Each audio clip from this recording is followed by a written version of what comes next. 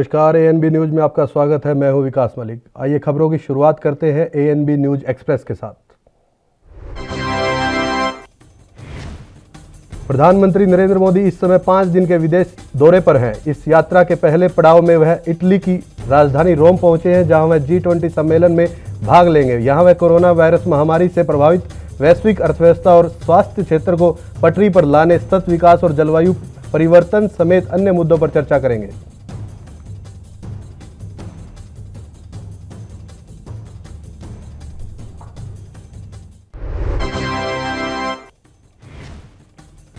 रोम में पियाजा गांधी पहुंचे। प्रधानमंत्री मोदी का स्वागत करने के लिए भारतीय समुदाय के लोग बड़ी संख्या में यहां पहुंचे। प्रधानमंत्री ने इन लोगों के साथ बातचीत भी की। इस दौरान संस्कृत श्लोक और मोदी मोदी के नारों की गूंज रोम की सड़कों पर सुनाई दी।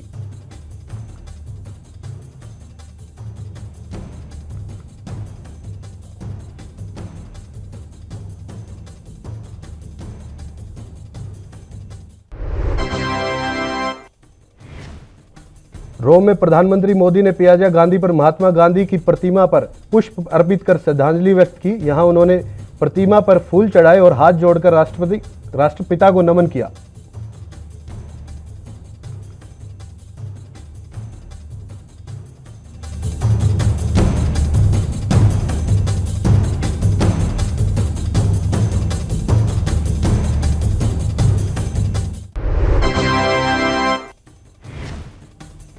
प्रधानमंत्री कार्यालय ने एक ट्वीट में कहा कि यूरोपीय परिषद के अध्यक्ष चार्ल्स मिशेल और यूरोपीय आयोग की अध्यक्ष उर्सुला वान डेर लेयन के साथ सार्थक वार्ता के साथ रोम में आधिकारिक कार्यक्रम शुरू हुआ। नेताओं ने पृथ्वी को बेहतर बनाने के उद्देश्य से आर्थिक और लोगों के बीच परस्पर रिश्तों को मजबूत करने के तरीकों पर विचार विमर्श किया।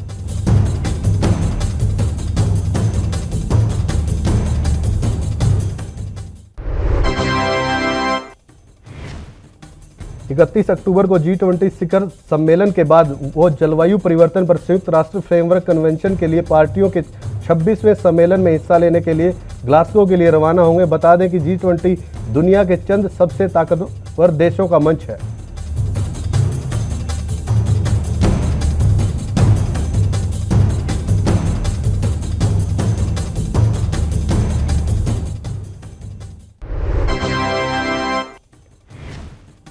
गृह मंत्री अमित शाह का लखनऊ पहुंचने पर एयरपोर्ट पर मुख्यमंत्री योगी आदित्यनाथ, स्वतंत्र देव सिंह, धर्मेंद्र प्रधान, राधा मोहन सिंह, केशव मौर्य, दिनेश शर्मा, अनुराग ठाकुर ने भव्य स्वागत किया। बता दें कि गृह मंत्री अमित शाह शुक्रवार को लखनऊ में विधानसभा चुनाव में बीजेपी के चुनावी अभियान का आगाज किया।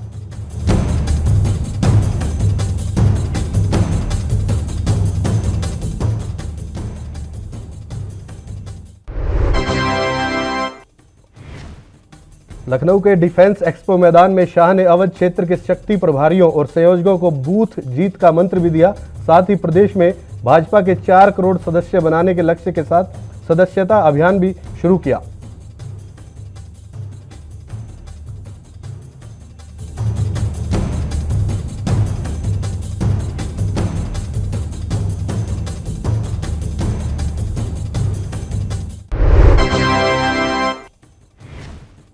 गृह मंत्री अमित शाह ने हिंदुत्व, राष्ट्रवाद और विकास के मुद्दों को उठाते हुए विपक्ष पर हमला बोला और बीजेपी कार्यकर्ताओं को सदस्यता अभियान में जुट जाने की अपील की। इस दौरान शाह ने सदस्यता अभियान को दिखाई हरी झंडी। कहा, 2024 में मोदी के लिए योगी को सीएम बनाइए।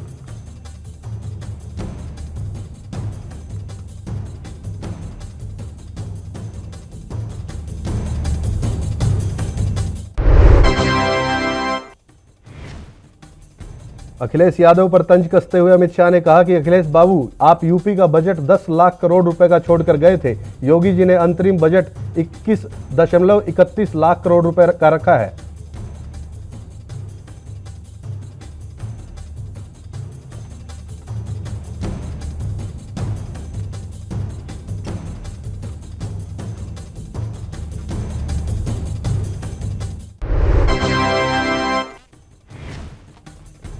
अमित शाह ने कहा कि बाकी सभी राजनीतिक पार्टियों के लिए चुनाव सत्ता हथियाने का एक जरिया है। बीजेपी के कार्यकर्ता के लिए चुनाव पार्टी की विचारधारा को घर घर पहुंचाने का चुनाव है। जनता की समस्या को जानने का चुनाव है।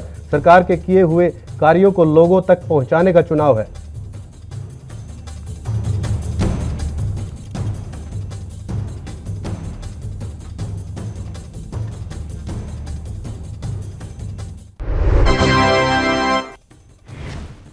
बीजेपी के शक्ति केंद्र प्रभारी और संयोजक सम्मेलन का आगाज करते हुए सीएम योगी ने कहा कि भारतीय जनता पार्टी ने जो कहा वो किया। अयोध्या विवाद का निपटारा भी हुआ। भाजपा का एक एक कार्यकर्ता लगा और मेहनत की तो दूसरी बार केंद्र में आई और 2017 में यूपी में आई।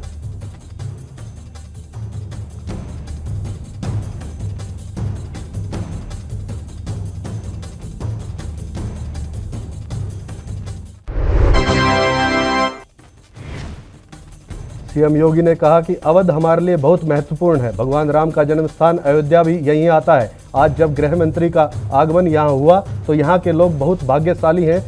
पूरी दुनिया अयोध्या के दीपोत्सव के कार्यक्रम को देखेगी। इससे पहले वहां एक संपर्क कार्यक्रम भी होगा।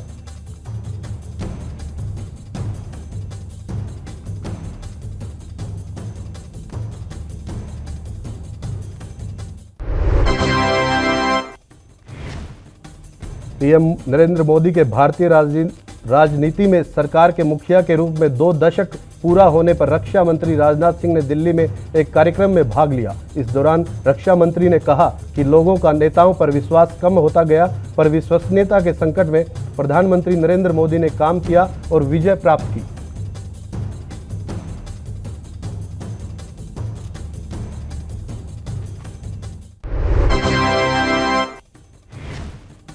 साथ में राजनाथ सिंह ने कहा कि आपने महसूस किया होगा कि स्वतंत्र भारत में राजनीति और राजनेताओं के सामने सबसे बड़ी चुनौती विश्वसनीयता का संकट रहा है। राजनेताओं के शब्दों और कर्मों में अंतर के कारण लोगों का उन पर विश्वास धीरे धीरे कम होता गया। रक्षा मंत्री ने कहा कि स्वतंत्र भारत की राजनीति में नरेंद्र मोदी ने बहुत अच्छा काम किया है।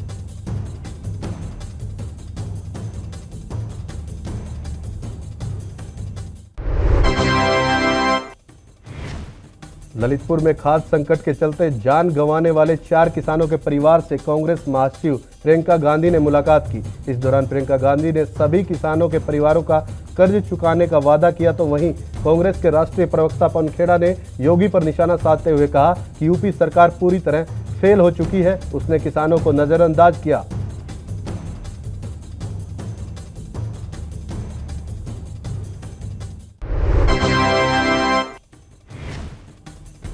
सात अक्टूबर को प्रधानमंत्री नरेंद्र मोदी ने भारतीय राजनीति में सरकार के मुखिया के रूप में 2 दशक पूरे किए थे। प्रधानमंत्री नरेंद्र मोदी के सत्ता में 20 साल पूरे होने पर गुरुवार को केंद्रीय गृह मंत्री अमित शाह ने राजधानी दिल्ली में एक कॉन्फ्रेंस का उद्घाटन किया था। इस दौरान अमित शाह ने कहा था कि साल 2014 से पहले जनता के मन में शंका थी, लेकिन आज जनता पीएम मोदी को मुझसे ज्यादा जानती है।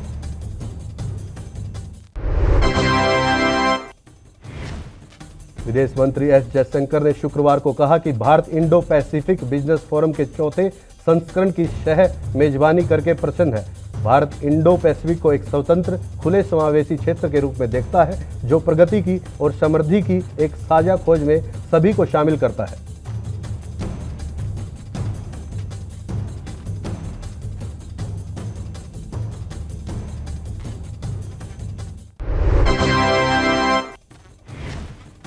विदेश मंत्री एस जयशंकर ने कहा कि हमारी रणनीतिक साझेदारी 21वीं सदी में बहुपक्षवाद को मजबूत करने और हिंद प्रशांत क्षेत्र के भविष्य के लिए और भी अधिक प्रासंगिक है।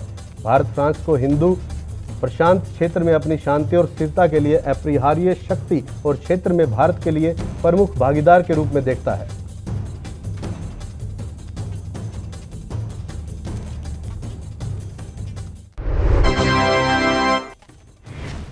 बीजेपी सांसद वरुण गांधी ने एक बार फिर किसानों का मुद्दा उठाया है और कहा है कि वह अपने निर्वाचन क्षेत्र में फसल खरीद में किसी भी प्रकार की अनियमितता नहीं रखेंगे। माना जा रहा है कि कृषि कानून और यूपी सरकार की लगातार आलोचनाओं के चलते उन्हें पार्टी की नाराजगी झेलनी पड़ रही है। अब इसी कड़ी में एक बार फिर उन्होंने उत्तर प्रदेश सरकार पर निशाना साधा है।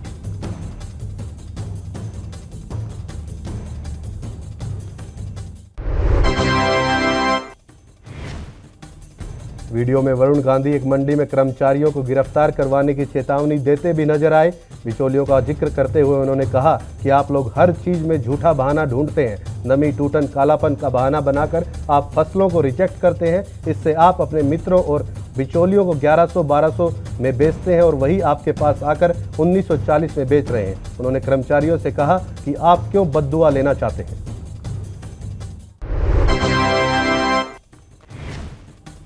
कन्नड़ सुपरस्टार पुनीत राजकुमार को आज सुबह 11:44 पर हार्ट अटैक के बाद आईसीयू में भर्ती करवाया गया था। उनका बेंगलुरु के विक्रम अस्पताल के आईसीयू वार्ड में इलाज चल रहा था, जहां उन्हें मृत घोषित कर दिया गया। बताया जा रहा है कि वो आज सुबह जिम में कसरत करने गए थे, जहां वर्जिश के दौरान ही उन्हें दिल का दौरा पड़ा था।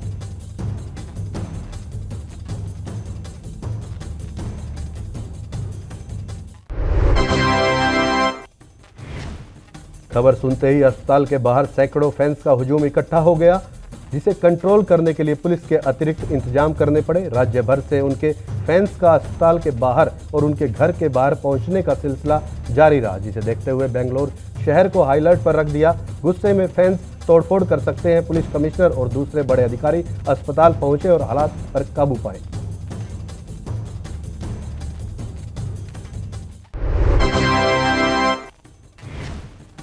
पुनीत राजकुमार के निधन पर प्रधानमंत्री नरेंद्र मोदी ने दुख जताया है। उन्होंने सोशल मीडिया पर पुनीत राजकुमार के साथ अपनी एक तस्वीर शेयर की है। इस तस्वीर में प्रधानमंत्री नरेंद्र मोदी का हेलीकॉप्टर भी नजर आ रहा है। ऐसा लग रहा है मानो वे इसमें बैठने जा रहे हैं और इसके पहले पुनीत राजकुमार ने तस्वीर खिंचाई है।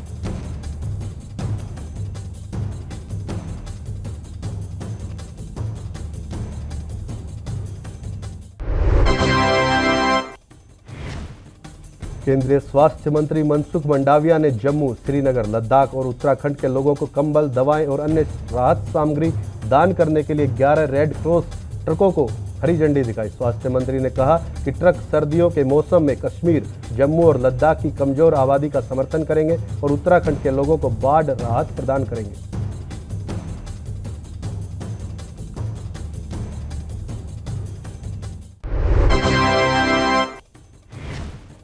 स्वास्थ्य मंत्री के मुताबिक ट्रक सर्दियों के मौसम में सबसे उत्तरी केंद्र शासित प्रदेशों में कमजोर आबादी की सहायता करेगा और उत्तराखंड के लोगों को बाढ़ राहत प्रदान करेगा। जम्मू कश्मीर और लद्दाख के कुछ हिस्सों में बारिश और बर्फबारी के कारण केंद्र शासित प्रदेशों में न्यूनतम तापमान में गिरावट आई है।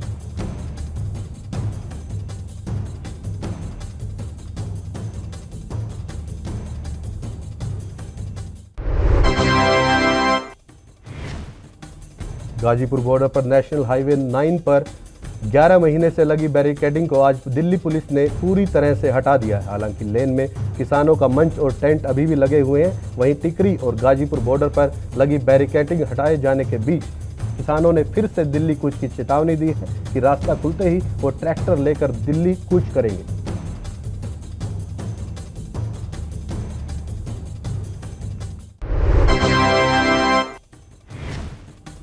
एनसीपी नेता नवाब मलिक ने समीर वानखेड़े को घेरते हुए कहा कि जो व्यक्ति आर्यन खान को जेल लेकर गया था, अब आज वो खुद जेल के पीछे है। नवाब मलिक ने कहा, निर्दोष को जेल में रखना बहुत बड़ी नाइंसाफी है। उन्होंने आगे कहा कि पिक्चर अभी बाकी है मेरे दोस्त।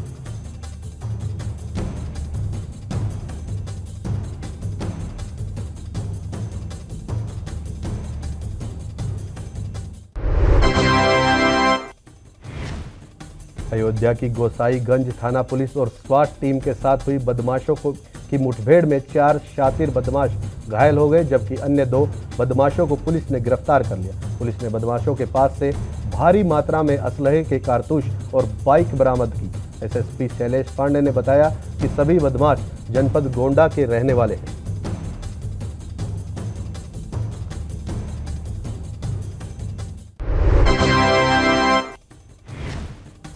तारापुर और कुशेश्वर स्थान में मतदान से एक दिन पहले शुक्रवार को नेता प्रतिपक्ष तेजस्वी यादव ने सीएम नीतीश कुमार और जेडीयू पर गंभीर आरोप लगाया। आरजेडी दफ्तर में प्रेस कॉन्फ्रेंस कर तेजस्वी ने कहा कि विधानसभा उपचुनाव में धन बल सब लगाया जा रहा है। सत्ता पक्ष को गलतफहमी न रहे कि मैं डर जाऊंगा।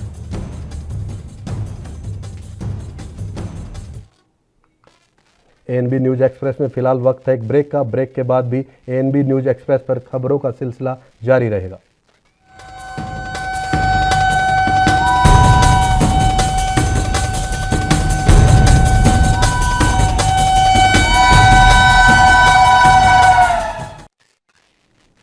ब्रेक के बाद एएनबी न्यूज एक्सप्रेस पर फिर से आपका स्वागत है। चलिए शुरुआत करते हैं खबरों की। तेजस्वी ने वीडियो दिखाते हुए चुनाव में जेडीयू पर साड़ी बांटने का गंभीर आरोप लगाया। उन्होंने कहा कि आप देख सकते हैं वीडियो में साफ कहा गया है कि नीतीश कुमार को वोट देना है। साड़ी जिस एमएलसी ने बांटी है उनका फोन नंबर भी मेरे पास है। चोर दरवाजे से आए मुख्यमंत्री चोरी कर रहे हैं।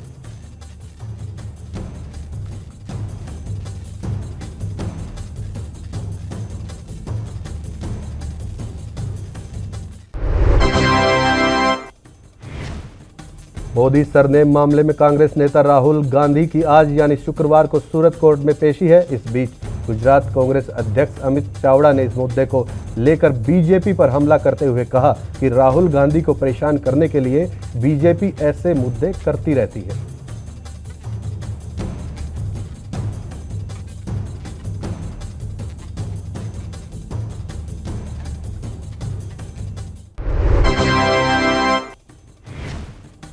बीएसएफ का अधिकार बॉर्डर से 50 किलोमीटर तक बढ़ाने को लेकर पंजाब में जमकर राजनीति हो रही है। शिरोमणि अकाली दल इसको लेकर अमृतसर में प्रदर्शन कर रही है। ये मार्च अटारी बॉर्डर से गोल्डन गेट तक निकाला गया, जिसकी अगुवाई अकाली दल के प्रधान सुखबीर बादल ने की। मोर्चे के दौरान देशभक्ति के गीत भी गूंजे।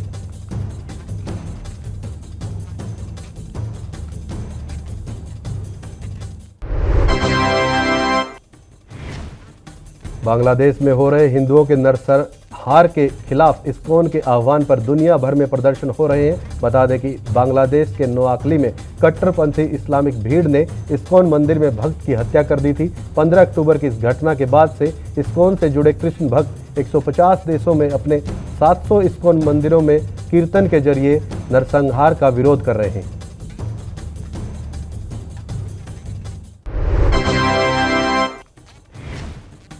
टीएमसी प्रमुख और पश्चिम बंगाल की मुख्यमंत्री ममता बनर्जी गोवा के 3 दिवसीय दौरे पर हैं। दौरे के दूसरे दिन सीएम ममता बनर्जी ने मछुआरा समुदाय के साथ बातचीत की। इसके बाद अंतर्राष्ट्रीय केंद्र गोवा डोना पाउला में ममता ने अपनी पार्टी के नेताओं के साथ बातचीत की।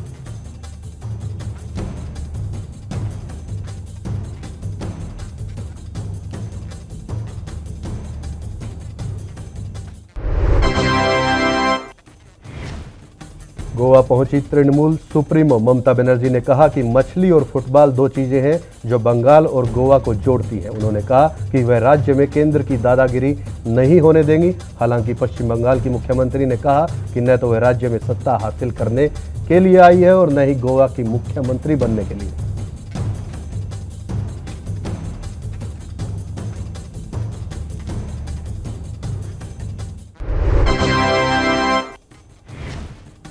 अभिनेता रजनीकांत की आज सुबह चेन्नई के कावेरी अस्पताल में दिल की सर्जरी हुई। कावेरी अस्पताल ने एक बयान में कहा कि रजनीकांत को चक्कर आने के बाद गुरुवार को चेन्नई के अलवरपेट इलाके में स्थित कावेरी अस्पताल में भर्ती कराया गया था। डॉक्टरों के एक्सपर्ट पैनल ने उनकी गहन चिकित्सीय जांच की और उन्हें कैरोटिड आर्टरी से गुजरने की सलाह दी।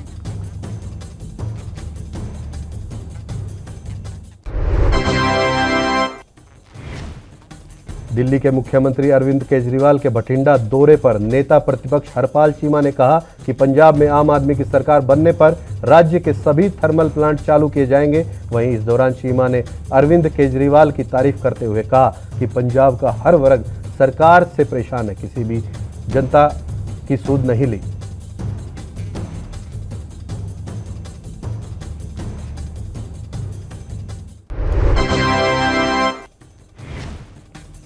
कांग्रेस नेता पीएल पुनिया ने खाद की महंगाई को लेकर केंद्र सरकार को घेरा। पुनिया ने कहा कि एक तो सरकार ने खाद के दाम बढ़ा दिए हैं और दूसरा खाद की उपलब्धता भी सुनिश्चित नहीं की। वहीं कांग्रेस नेता पुनिया ने यूपी की योगी सरकार पर भी निशाना साधा और कहा कि यूपी को किसान परेशान है, किसान को खाद भी नहीं उपलब्ध हो पा रही है।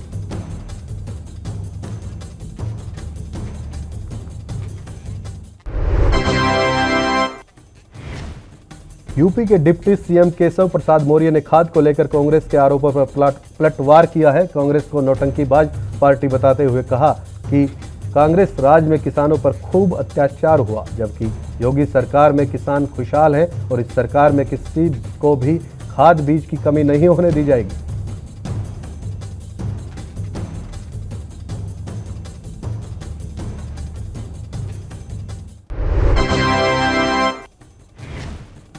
देश भर में तेल कंपनियों ने पेट्रोल और डीजल के नए रेट जारी कर दिए हैं। दामों में हो रही लगातार बढ़ोतरी से पेट्रोल और डीजल रोजाना नए नए रिकॉर्ड बना रहा है। दिल्ली में पेट्रोल की कीमत प्रति लीटर अब 108 रुपये 64 पैसे हो गई है। पेट्रोल की कीमत 28 अक्टूबर के मुकाबले 35 पैसे ज़्यादा रही।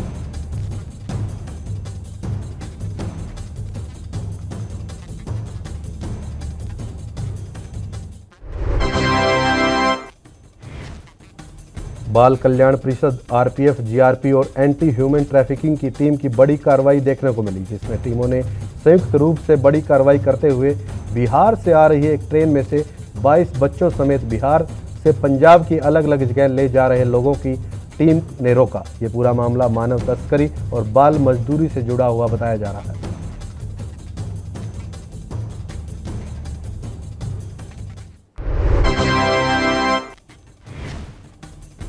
हरिद्वार में क्रीड़ा भारती और देवभूमि शूटिंग ट्रेनिंग एकेडमी की ओर से भारतीय शूटिंग टीम के कोच सुभाष राणा का स्वागत किया गया। इस अवसर पर मुख्य अतिथि के रूप में कैबिनेट मंत्री यतीश्वरानंद के साथ बीजेपी जिला अध्यक्ष जयपाल सिंह और भारतीय शूटिंग टीम के कोच सुभाष राणा ने शिरकत की।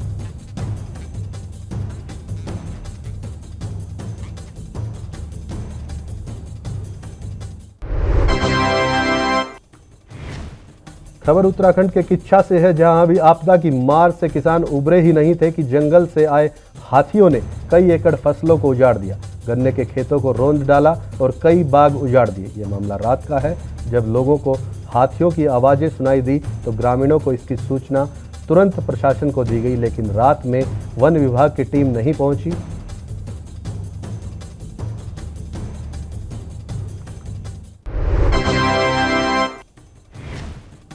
उत्तराखंड में पिछले दिनों आई आपदा से रोजगार का एक बड़ा हब कहे जाने वाले पर्यटन को भारी नुकसान उठाना पड़ा है। पर्यटन अधिकारी ने बताया कि 2 साल के कोविड काल के बाद पर्यटन को पंख लगने लगे थे, लेकिन अचानक इस आपदा से अब स्थिति फिर बिगड़ने लगी है। होटल मालिकों का कहना है कि अभी बहुत कम पर्यटक आ रहे हैं।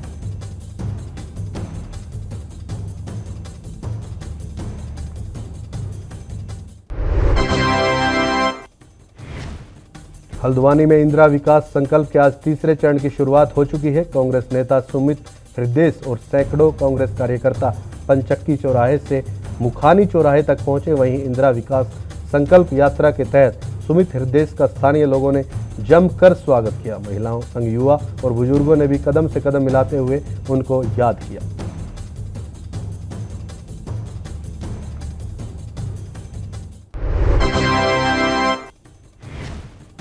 सीएम का चेहरा कहलाने वाले आप के वरिष्ठ नेता कर्नल अजय कोठियाल जबरेड़ा पहुंचे, जहां कर्नल कोठियाल ने तिरंगा यात्रा निकाली और जबरेड़ा की जनता को संदेश दिया कि आम आदमी पार्टी आने वाले समय में उत्तराखंड में अपनी सरकार बनाएगी।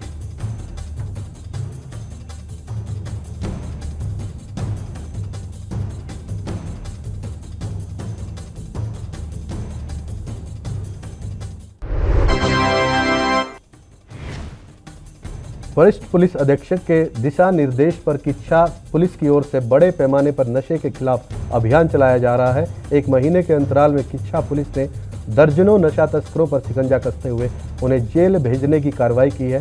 किच्छा पुलिस की कार्रवाई से नशा तस्करों में हड़कंप मचा हुआ है।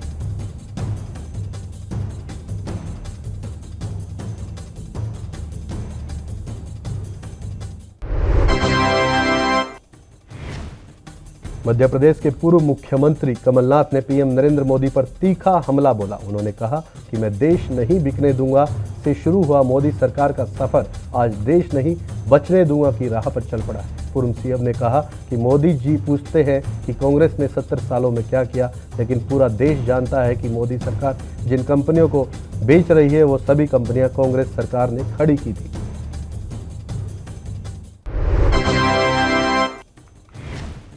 छत्तीसगढ़ में राजनांदगांव जिले के घुमका में महिला सम्मान समारोह में महिला बाल विकास मंत्री अनिला भेंडिया शामिल होने पहुंची, जहां उन्होंने कोरोना वॉरियर्स आंगनबाड़ी कार्यकर्ता को उनके उत्कृष्ट कार्य के लिए सम्मानित किया। इस दौरान उन्होंने शासन की जन कल्याणकारी योजनाओं का लाभ उठाने के लिए महिलाओं को प्रेरित किया।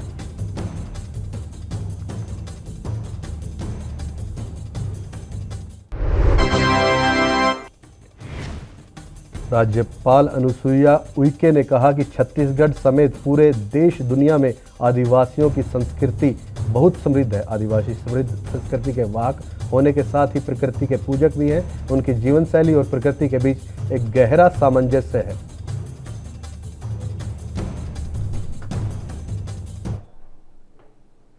एएनबी न्यूज एक्सप्रेस में फिलहाल इतना ही। आप देखते रहिए एएनबी न्यूज।